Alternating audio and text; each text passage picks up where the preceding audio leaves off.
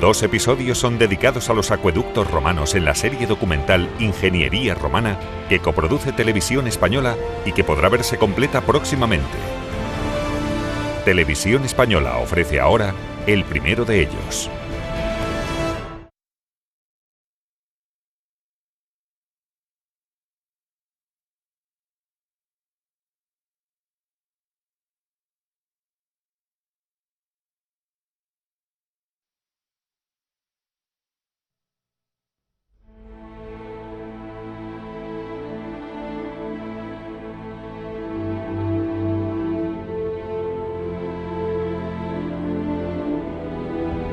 En cualquier tiempo, en cualquier época, para cualquier pueblo, el agua siempre ha sido la primera riqueza.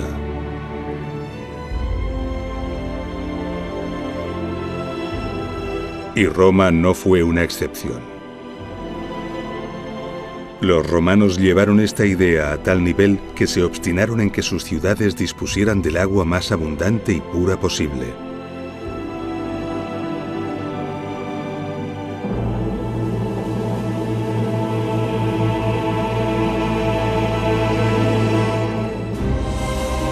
Para lograrlo, inundaron el imperio de osadas obras de ingeniería destinadas a transportar las aguas desde los más ricos manantiales hasta sus ciudades.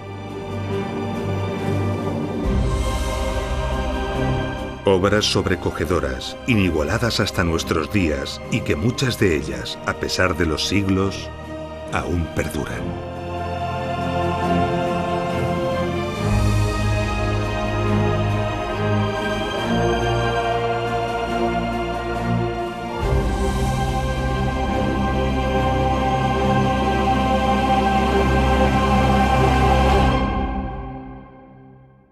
Año 29 a.C.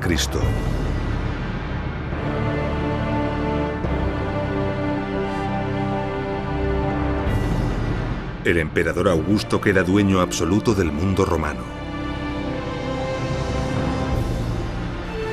Augusto emprende la gran tarea de reorganizar el imperio que ahora tenía bajo su control. Dentro de su estrategia de reestructuración del territorio, Augusto decide el establecimiento de la colonia Nemausus como gran ciudad de la provincia narbonense. Nemausus iba a ser una importante ciudad, una ciudad con una población estimada de 60.000 habitantes.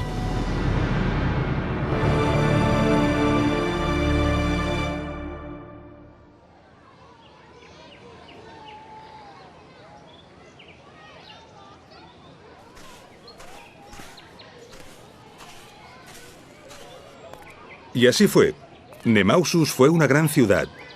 Los restos que han perdurado y que podemos contemplar en la actual Nimes no dejan lugar a dudas.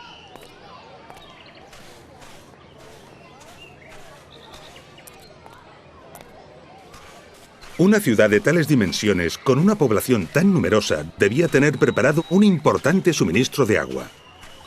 Los romanos conocían la existencia de un manantial en el mismo emplazamiento que deseaban para la ciudad. Un manantial considerado sagrado por los celtas y que en la actualidad todavía alimenta los canales de este parque. Sin duda, uno de los parques públicos más antiguos de Europa.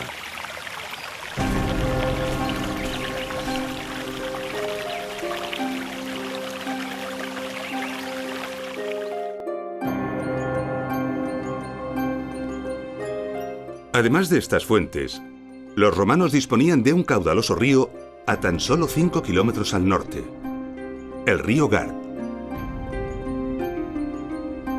Para muchos pueblos y civilizaciones esto habría sido más que aceptable. Pero para los romanos el caudal de estas fuentes no era suficiente y la calidad del agua del río no era la deseada.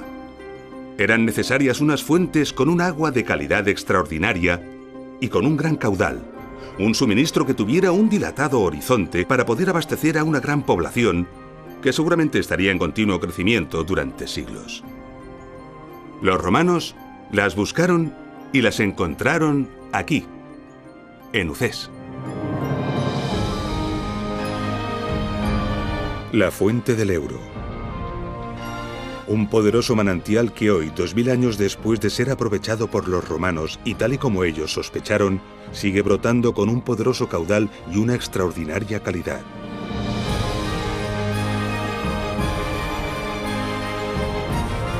La fuente del Ebro provoca y mantiene un paisaje soberbio que sobrecoge. Desde hace cientos de años, miles de personas vienen a disfrutar de este extraordinario lugar.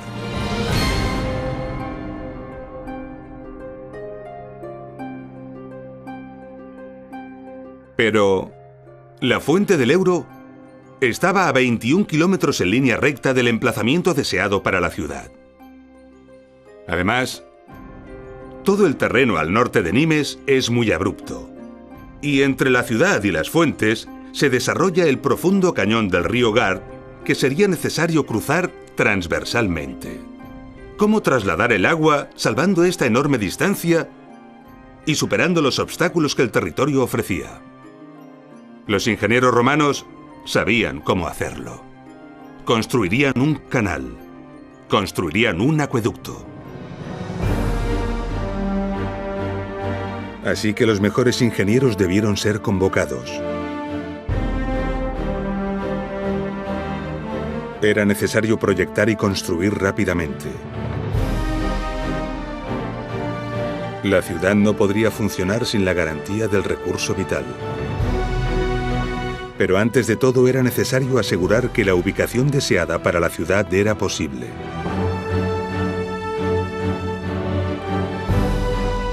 Todos los ingenieros responsables de la construcción de la ciudad esperaban con impaciencia la confirmación de la validez de la ubicación. Y en caso de que esta no fuera posible, disponer de una propuesta alternativa. Los ingenieros romanos conocían perfectamente sistemas de elevación y de bombeo del agua para vencer a la gravedad. Sin embargo, en un acueducto de estas características, este sistema era completamente impensable. Los ingenieros sabían que era mucho más inteligente aprovecharse de la fuerza de la gravedad que enfrentarse a ella. De esta forma, la cota de la ciudad debía ser mucho más baja que la de las fuentes. Una cota que iba a venir determinada por las distancias y por la pendiente escogida. Con los avanzados conocimientos que tenían en la construcción de canales, los ingenieros romanos sabían que una pendiente escasa ocasionaba un escaso caudal y la acumulación de sedimentos que terminarían por obstruir el acueducto. Por el contrario, una pendiente demasiado pronunciada daba lugar a velocidades agresivas que erosionaban y ponían en peligro la canalización. El rango de pendientes admisibles para que no se ocasionaran estos problemas es ínfimo. El mínimo está en torno a 10 centímetros de caída por cada kilómetro. Y el máximo no debe superar los 50 centímetros. El acueducto debía ajustarse a esta norma. Esto requiere una precisión topográfica admirable y presenta una dificultad extraordinaria. Con estos datos se obtiene rápidamente la pendiente y la distancia. La ciudad debería situarse en la cota 54,8 metros sobre el nivel del mar, o sea, a 4,2 metros por debajo de la cota de la fuente. Pero la distancia en línea recta y el desnivel total no se consideran. Construir un acueducto en línea recta supondría la construcción de decenas de kilómetros de túneles y arquerías para atravesar montañas y salvar valles. Algo inimaginable. Para evitarlo, es necesario adaptarse al terreno. Esto incrementa considerablemente la longitud. Y a medida que la longitud del canal aumenta, la cota de llegada será inferior. Pero, ¿cómo adaptarse al terreno? ¿Qué camino escoger? El camino idóneo surge rápidamente si cortamos el terreno con un plano horizontal que parta de la cota de las fuentes y llegue hasta la zona escogida para la ciudad. Y esto lo sabían perfectamente los romanos. Esta línea de intersección con el terreno supone el recorrido ideal y natural. Pero surgen irremediablemente dificultades que deben ser salvadas y atajos deseables para abaratar y facilitar la obra. A veces escogiendo recorridos alternativos, a veces acortándolos con túneles, otras veces construyendo arquerías. Todo esto se debía tener en cuenta, respetando en todo momento los límites tan precisos en la pendiente, para finalmente obtener el preciado dato de la cota a la que llegaría el agua. La ciudad debería situarse obligatoriamente por debajo de esta cota, para así ser suministrada de agua por efecto de la gravedad.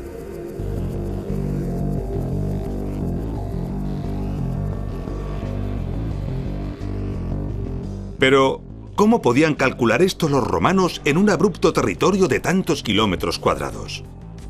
Esto es toda una proeza. ¿Cómo lo lograron?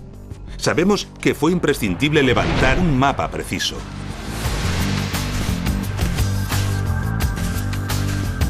Con ayuda de la dioptra, tuvieron que medir los ángulos horizontales de los puntos de las cimas de las montañas, los vértices geodésicos.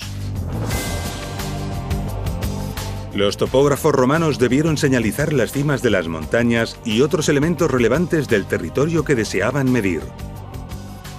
La dioptra permite apuntar con certeza a cada uno de estos elementos y medir con precisión los ángulos horizontales que formaban respecto a su posición. Esto se debió repetir desde multitud de puntos distintos con el fin de obtener una colección de triángulos de los que conocían los ángulos. Después, por trigonometría, calcularon las distancias. Con esta información se puede construir un mapa de precisión del territorio. Hoy a esta ciencia se le llama geodesia. Pero además, en este caso, se iba a construir un canal. Así que debieron medir también los ángulos verticales entre los vértices de los triángulos formados y entre estos y los fondos de los valles. De esta forma lograron también calcular las alturas de todos los elementos de interés, información que debió ser incorporada al mapa del territorio. Un mapa completísimo conteniendo distancias y alturas. Y con todos estos datos, se calculó y se decidió el trazado exacto del acueducto. Los terrenos que atravesaría en cada tramo, la mejor solución técnica para cada caso, los esfuerzos constructivos, los túneles que serían necesarios, las arquerías que deberían construirse. En definitiva, se podía medir y valorar la obra.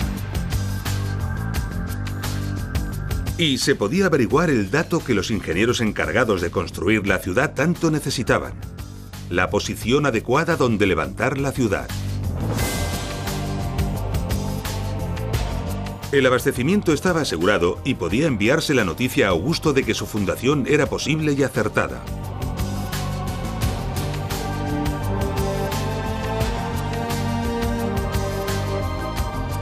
Roma debía dar su aprobación al gasto, dotar de los fondos necesarios y nombrar a los responsables de las obras y gestores de estos fondos.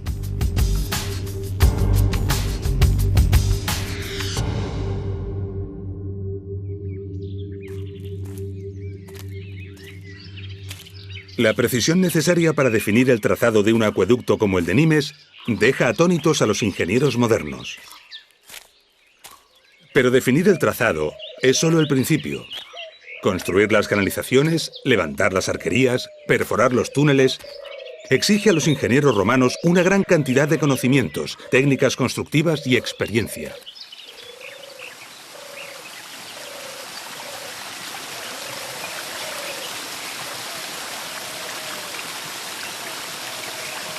Nos encontramos en la fuente del Euro.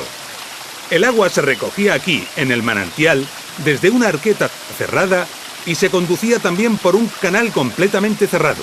Este canal se mantenía durante todo el trazado del acueducto hasta su destino.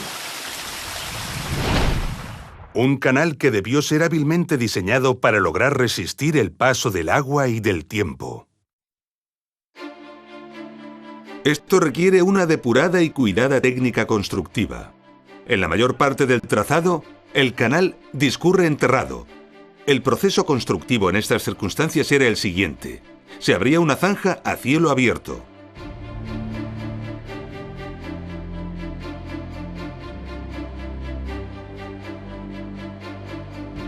En esta zanja se colocaba una solera de piedras gruesas y sobre ella una solera de opus caementicium, el famoso hormigón romano. Después se levantaban encofrados de madera para alzar los muros laterales con pequeños sillares y argamasa.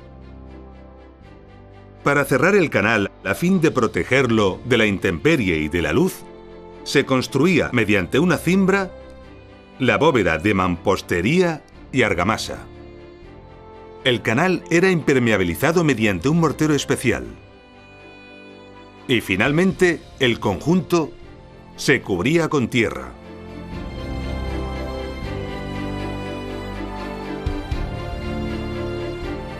Las dimensiones finales del canal permiten transportar perfectamente el caudal deseado.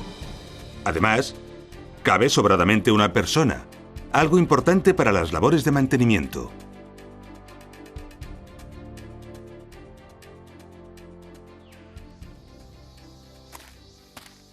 Aquí, en Ucés, tenemos uno de los restos del canal, seccionado, que nos delata perfectamente todos los aspectos de la técnica constructiva.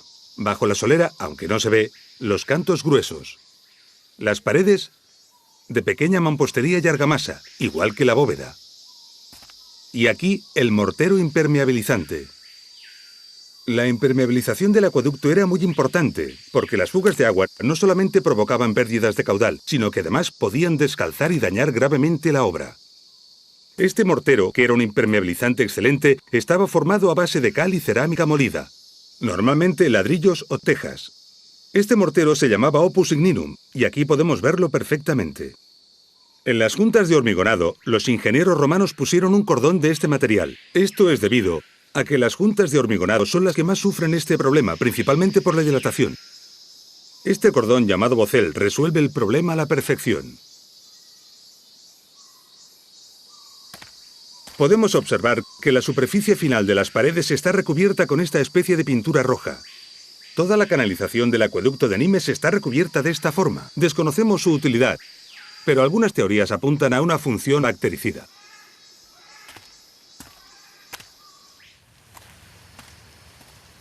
A poca distancia del punto de captación, encontramos algo curioso que interrumpe la forma habitual del canal.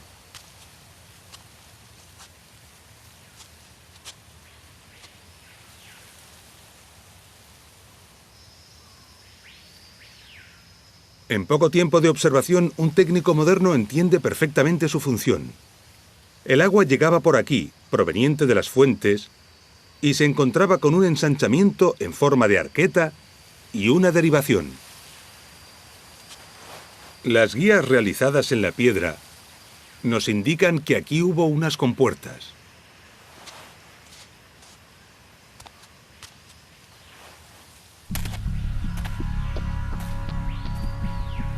Inmediatamente comprendemos que si cerramos esta compuerta y abrimos esta otra, el agua se desviará dejando al acueducto sin caudal.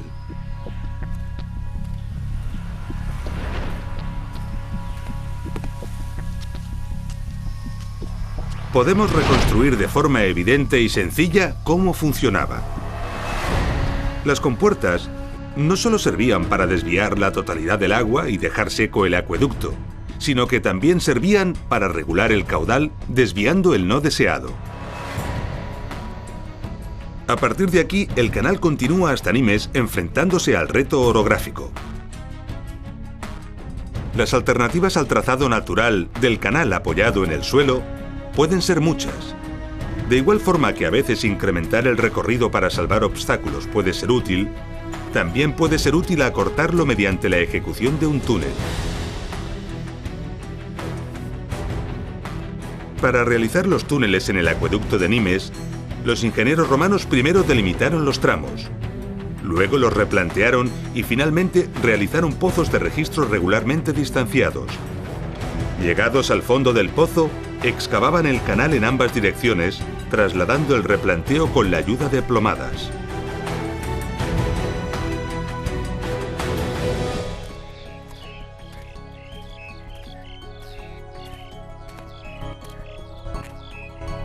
Estamos ante los restos de uno de los túneles del acueducto de Nimes. Y aquí estaba el canal cubierto, pero ya está destruido.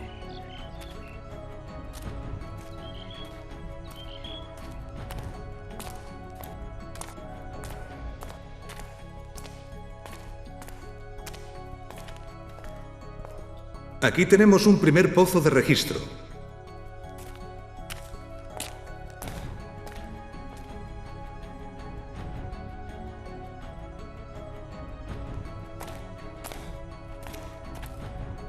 Y en este punto apreciamos perfectamente cómo a partir de los pozos de registro la excavación se realizaba mediante la técnica de destroza para abrirse paso y extraer la roca.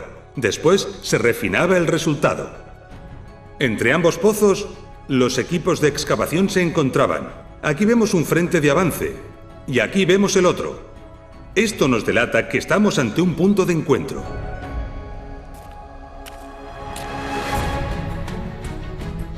Todo esto debió realizarse, sobre todo, cuidando el nivel del suelo, que es la clave del éxito del canal.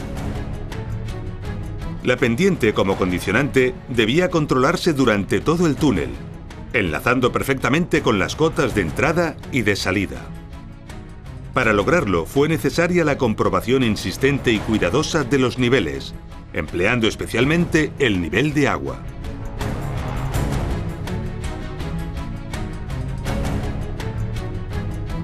En ocasiones, para salvar valles, los ingenieros romanos construían arquerías. El objetivo de las arquerías era mantener el canal elevado, salvando el obstáculo y manteniendo la pendiente. Las arquerías se construían de sillares u otros materiales adecuados y se diseñaban cuidadosamente para afrontar los retos particulares del lugar. En estos casos, para la sección del canal, los ingenieros romanos optaban por una fábrica rectangular, empleando grandes losas para cubrir la canalización en lugar de las bóvedas.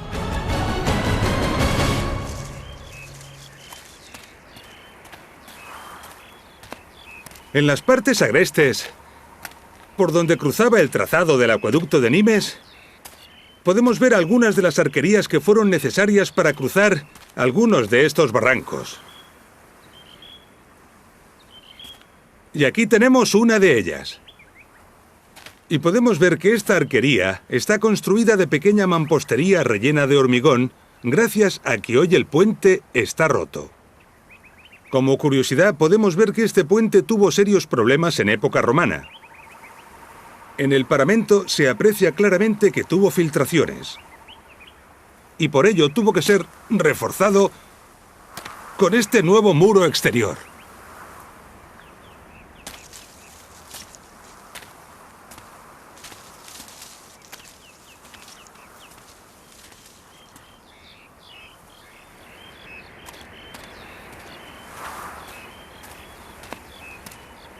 Sobre la arquería, podemos ver los restos del canal, conservando todos los atributos que ya conocemos, menos la cubierta, ya desaparecida. Vemos perfectamente los muros. Aquí el opus signinum, y aquí algo nuevo, la concreción calcárea.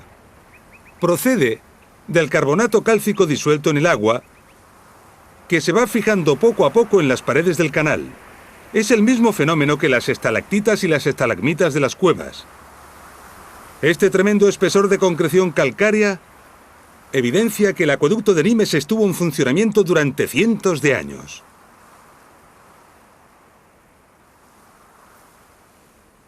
Sobrecoge contemplar estas imágenes en las que podemos observar al acueducto de Nimes, cómo a pesar de estar abandonado desde hace casi 2000 años y sometido a la agresión inexorable del tiempo, se resiste a morir. Con todo lo visto, quizá podamos comprender ahora la magnitud de este colosal proyecto. El acueducto de Nimes tiene un impresionante recorrido de 52 kilómetros. Para salvar los obstáculos, se debieron construir más de 2.600 metros de canalización sobre arquerías. Para ello, se construyeron al menos 13 arquerías de diversas características y dimensiones. y se realizaron más de 500 metros de túneles, todos ellos con sus correspondientes pozos de registro. Una obra colosal que a buen seguro fue ejecutada en pocos años.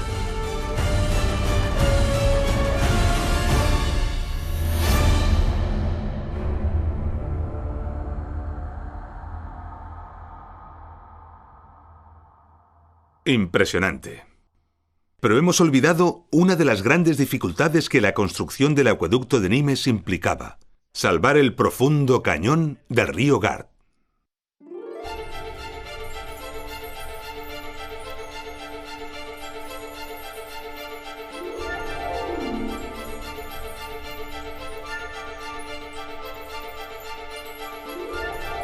El trazado debió ser calculado para escoger el lugar más adecuado.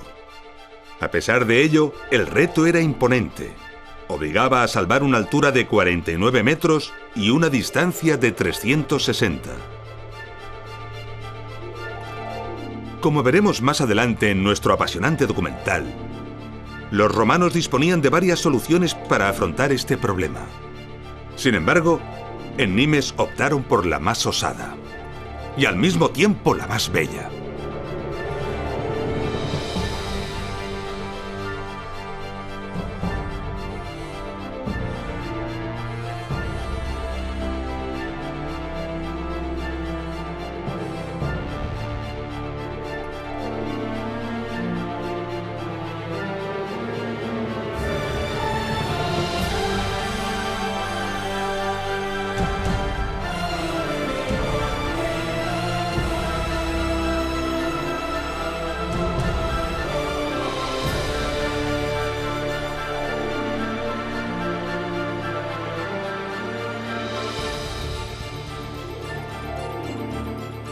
El puente de Gard, una de las arquerías más bellas e impresionantes del imperio. Formado por unos 11.000 bloques de piedra, la mayor parte de ellos con un peso de 6 toneladas, se eleva imponente como un edificio de 16 plantas. 50.400 toneladas de piedra.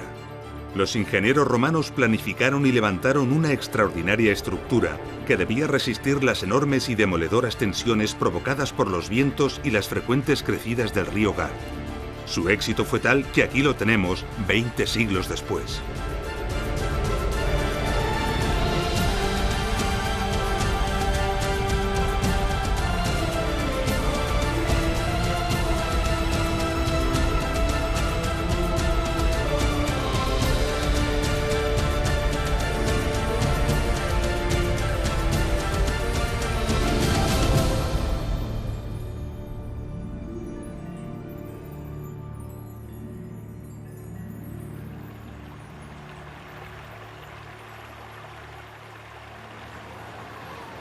Aquí arriba, a 50 metros sobre el río Gard, las vistas son imponentes.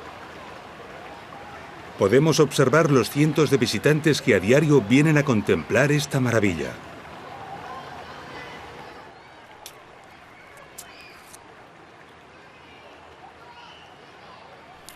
Estamos sobre la canalización, que en algunos tramos está desprovista de las losas que la cubrían.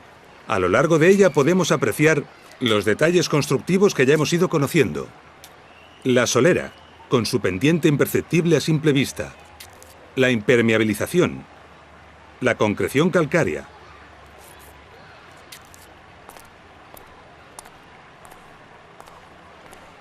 Este es un buen sitio donde podemos apreciar la capa de pintura roja que cubría el mortero de impermeabilización.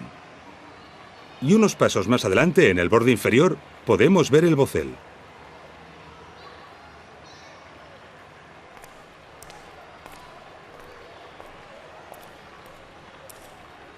Una curiosidad es esta alteración en la concreción calcárea. Todas las concreciones conservadas en el acueducto de Nimes conservan esta huella. Una hipótesis sería que durante un tiempo la temperatura varió notablemente, dejando la huella del hecho registrada en la concreción. Quizás sea este un misterio que nunca lleguemos a descubrir.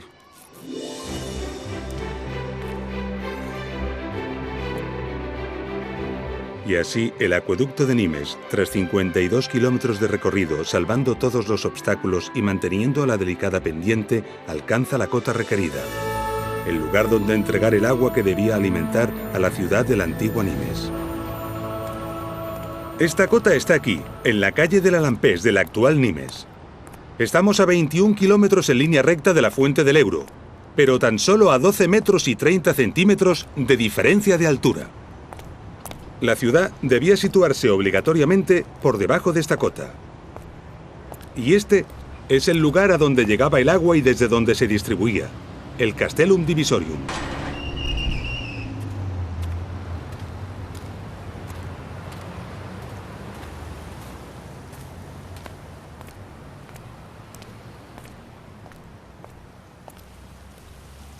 El agua entraba por aquí, con un caudal de casi 36 millones de litros diarios.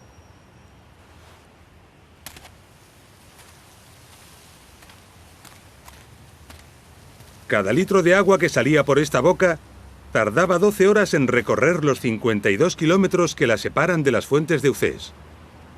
El Castellum Divisorium, como su nombre indica, se encargaba de recoger el agua y distribuirla a la ciudad a través de diversas conducciones.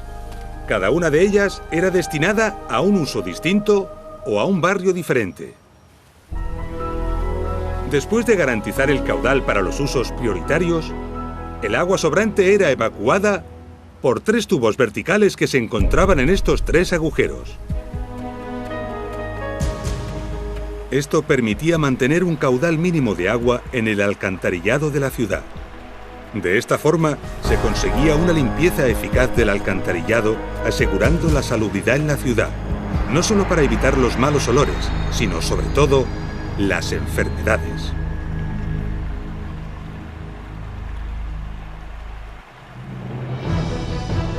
El acueducto de Nimes es uno de los muchos acueductos que el Imperio Romano construyó para garantizar el suministro vital a sus ciudades. El extenso territorio que abarcaba el Imperio Romano está lleno de maravillosos ejemplos. Cada uno de ellos es una prodigiosa solución técnica a un cúmulo de retos y problemas. Lo que hemos visto y conocido en el acueducto de Nimes nos permitirá ahora comprender y disfrutar en plenitud los extraordinarios ejemplos que nos quedan por ver.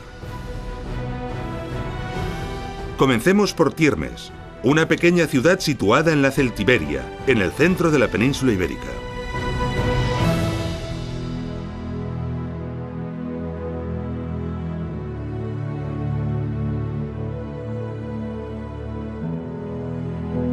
Tiermes está enclavada en un territorio a gran altitud y con un clima continental extremo. Calor en verano y mucho frío en invierno.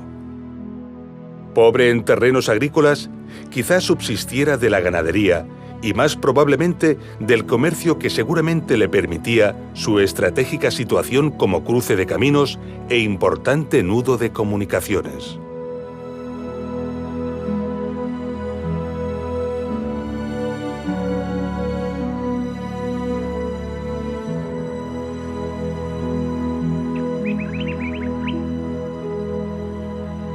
Tiermes siempre fue una ciudad modesta. El único lugar público que se conoce de espectáculos es una explanada frente a este graderío. Como puede verse, está burdamente tallado en la roca y tiene una capacidad para apenas unos cientos de personas. Tiermes pudo sobrevivir a su pasado indígena porque a unos 4 kilómetros de distancia, en línea recta hacia el suroeste, al pie de la sierra, existía un manantial de buen caudal y excelente agua fresca.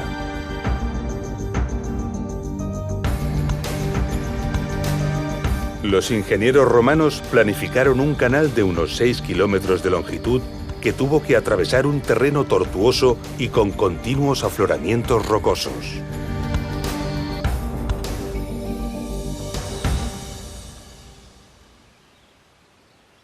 Todo aquí es rupestre. Todo está excavado en la roca o se apoya en ella. Y el acueducto no es una excepción. Gran parte del canal está abierto directamente en la roca viva. Su curiosa forma nos delata que estaba cubierto por losas, o más probablemente tablones de madera.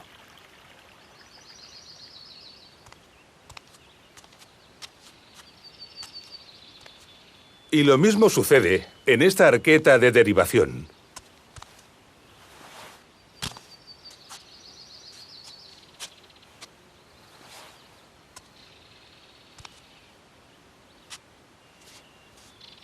Podemos ver que incluso esta pequeña compuerta para derivar el agua o controlar el caudal es de roca. En el lado sur de la ciudad se conserva un túnel.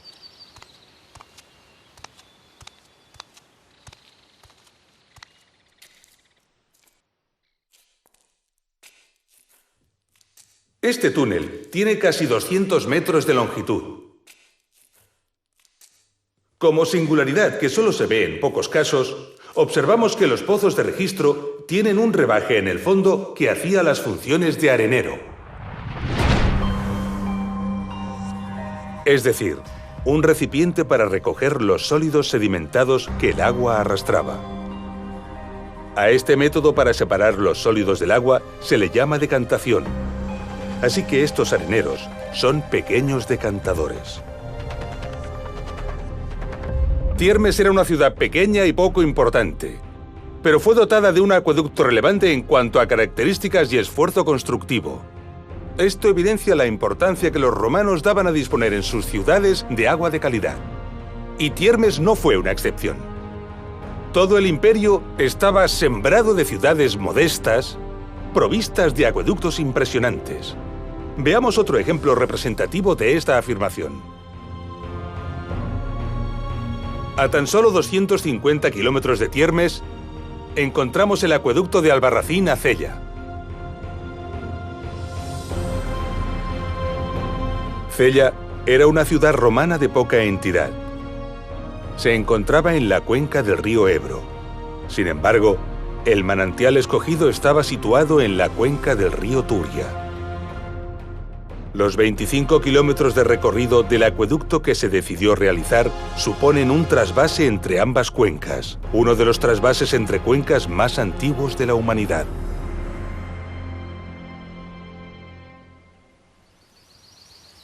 El acueducto de Albarracín es una de las muchas maravillas olvidadas o desconocidas de la antigüedad.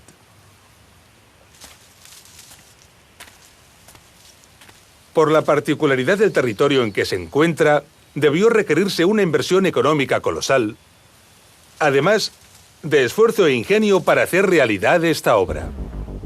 En el inicio del trazado, los escarpes rocosos obligaron a realizar túneles a poca distancia de las paredes de roca. La línea de ventanas revela perfectamente por dónde discurren las galerías.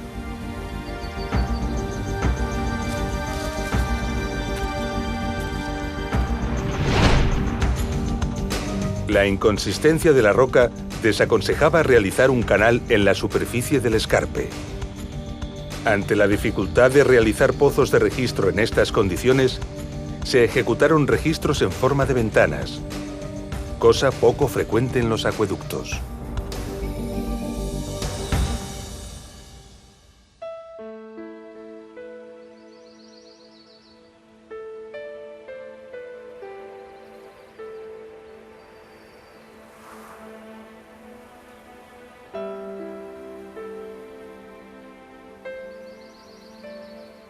Pasearse por este territorio nos hace comprender la osadía que los romanos desplegaron para enfrentarse a este proyecto.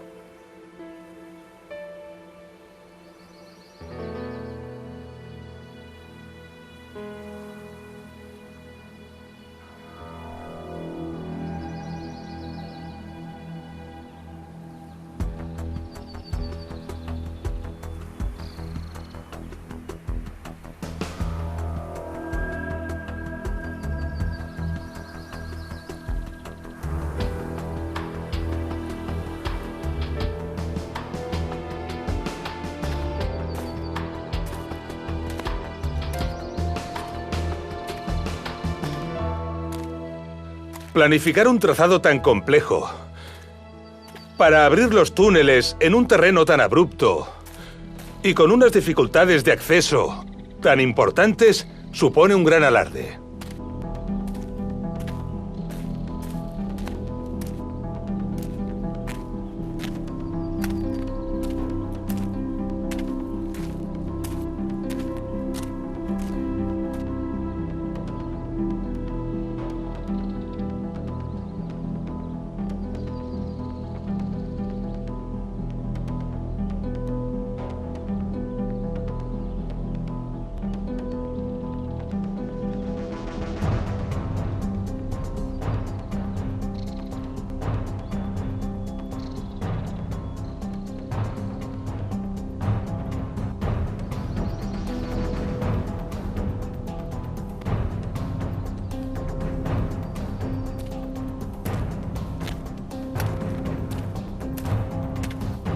A las dificultades de planificación del trazado se unieron además serios problemas constructivos.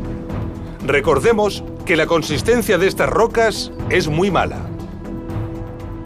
Podemos ver cómo en la actualidad se han instalado estas mallas para evitar la caída de las rocas.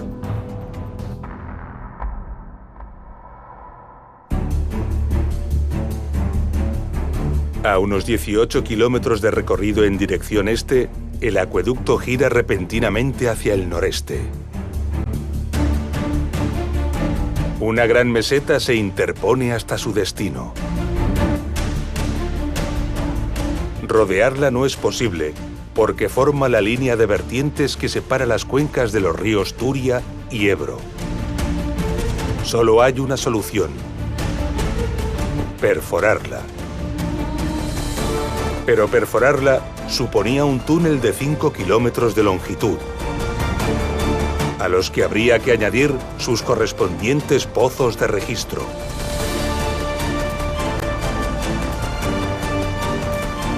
Algo que suponía una dificultad y un volumen de trabajo colosal. Y aún así, lo hicieron.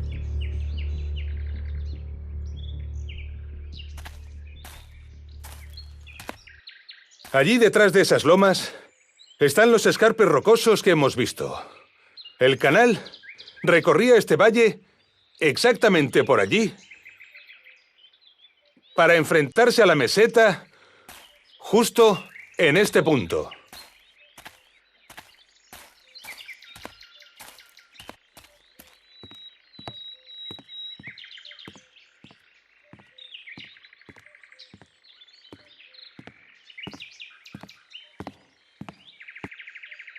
Aquí tenemos un pozo de registro. Recordemos que estos pozos servían para efectuar las labores de mantenimiento, aunque mientras circulaba el agua, estaban cubiertos.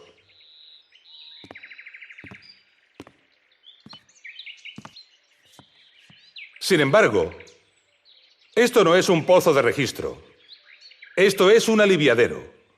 Los aliviaderos son unos dispositivos que sirven para evacuar el exceso de agua que podría perjudicar al acueducto.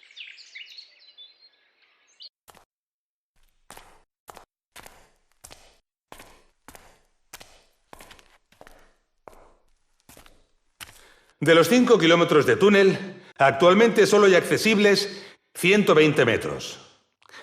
Estos huecos que vemos aquí son muy comunes en todas las galerías y túneles antiguos.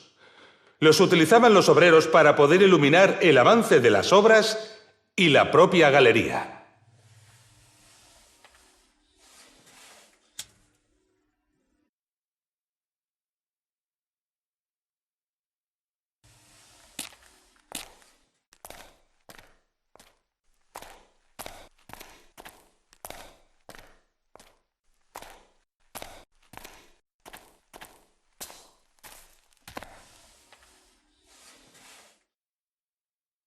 Aquí tenemos un punto con un aspecto muy común en la excavación de las galerías antiguas. Han abandonado el avance de la excavación porque consideraron que el terreno era muy duro. Seguramente buscaron una zona de fractura natural del terreno para poder facilitarse la labor. Por aquí continúa la galería.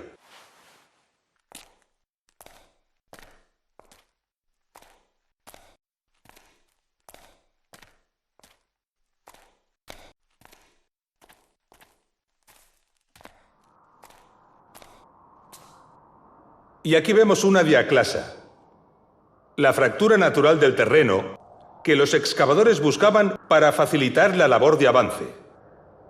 Y en este pozo de registro vemos cómo el terreno arriba es mucho más inconsistente, lo que obliga a abrir la excavación según se va ascendiendo. Si la anchura de las bocas de los pozos de registro aumenta con la altura de estos, en los pozos de registro más profundos, estas bocas llegan a alcanzar unas dimensiones muy considerables. Esta boca, ya cegada, corresponde con un pozo de registro de 60 metros de profundidad. Y aquí cabría un camión.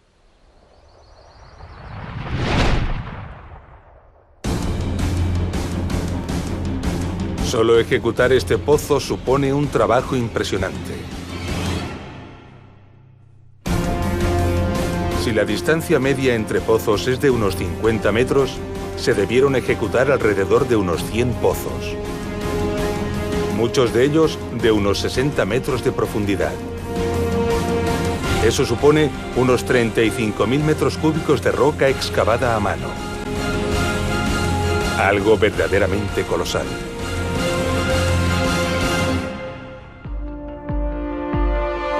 El acueducto de Albarracín-Cella es una de las grandes obras de la antigüedad que actualmente se encuentran prácticamente olvidadas.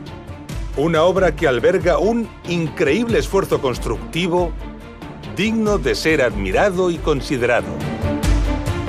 Valoremos ahora la decisión de realizar un trabajo de este calibre para abastecer de agua a una ciudad tan modesta como fue Cella, que además tenía una considerable surgencia de agua junto a ella, el nacimiento del río Jiloca.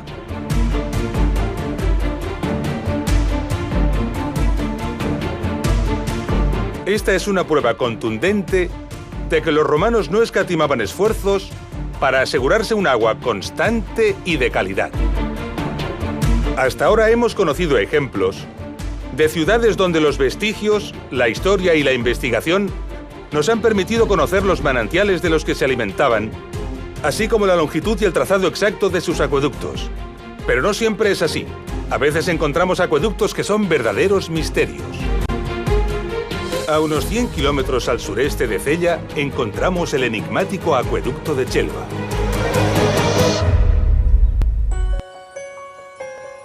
Este acueducto recibe el nombre de este pequeño pueblo de España, que es donde se encuentra la parte conocida del trazado. No ha podido recibir el nombre de la ciudad a la que suministraba porque es algo que en la actualidad se desconoce. Chelva, a pesar de encontrarse en un territorio mediterráneo de escasez de agua, es una ciudad privilegiada en esta cuestión. Tiene tantas fuentes naturales que incluso hay una ruta turística que las une para poder visitarlas.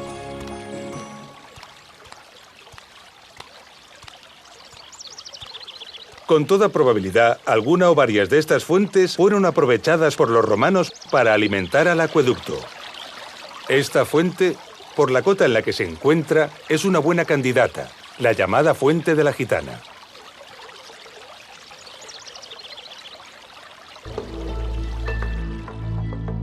Perdidos entre los bosques y las montañas de Chelva, podemos contemplar importantes restos de arquerías. Muchas de estas arquerías están destruidas no porque no hayan resistido el paso del tiempo, sino principalmente por el expolio de sus sillares sufrido durante siglos.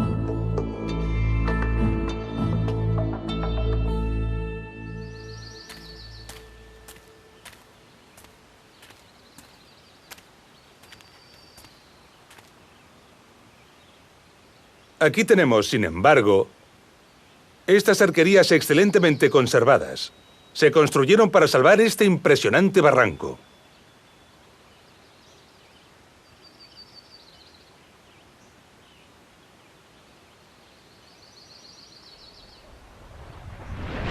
Una vez fuera de uso el acueducto, los cajeros que transportaban el agua fueron destruidos y se utilizó durante siglos para pasar mulos y personas. Esta posible función y lo inhóspito del lugar, añadido a su difícil acceso, han preservado a esta arquería del expolio de sus piedras.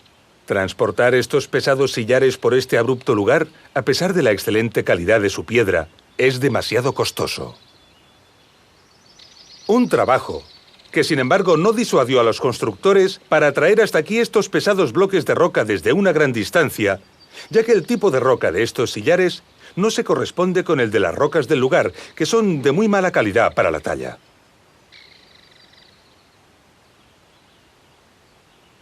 Un poco más adelante de este desfiladero, se encontraron con la cresta de esta montaña, y para superarla, podemos ver aquí una interesante solución constructiva.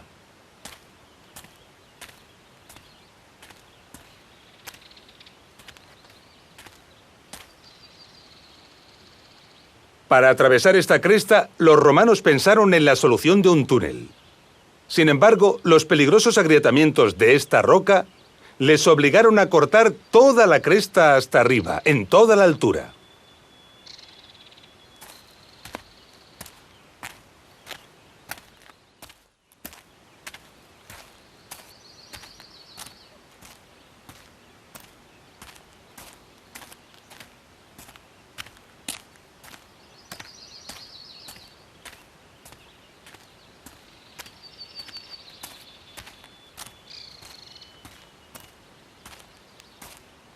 Solo se conservó la solución del túnel en estos pocos metros.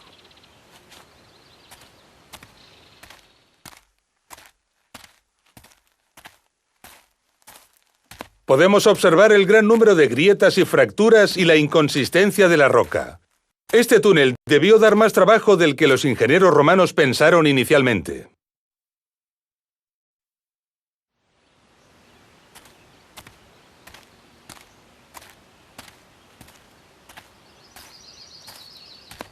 Estas dificultades se evidencian en muchos tramos del acueducto, donde magníficas galerías atajan y perforan las escarpadas laderas.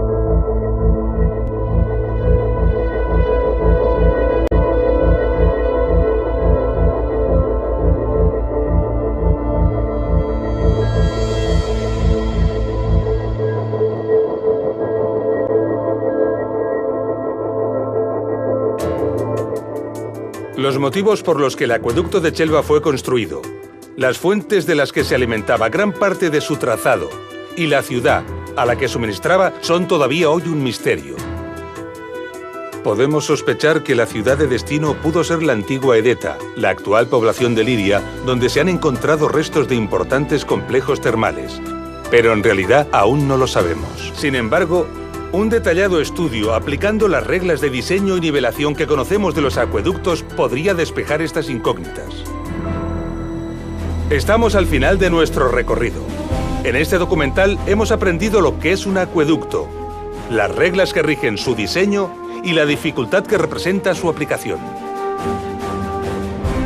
Hemos reflexionado sobre la necesidad de obtener mapas precisos para la planificación de la obra y, por lo tanto, la necesidad del dominio de la ciencia topográfica.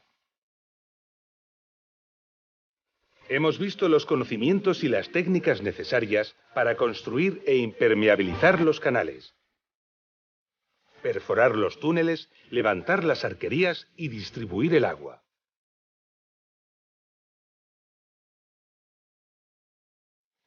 Ha quedado patente que estos esfuerzos respondían a la exigencia de suministrar caudales abundantes de agua de calidad a las ciudades romanas.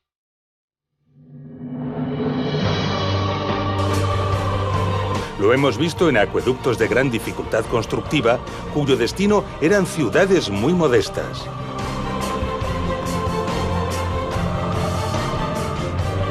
Comprendemos ahora en todo su alcance la frase de Plinio: son las aguas las que hacen la ciudad. Ninguna ciudad era fundada allí donde el agua de un buen manantial no podía llegar. Admirando estas obras y valorando los esfuerzos que en ellas se invirtieron, rendimos merecido homenaje a los ingenieros y constructores romanos. Un ejemplo más del espíritu del ser humano por superarse y dominar los elementos y por su capacidad para esforzarse y alcanzar determinadas metas.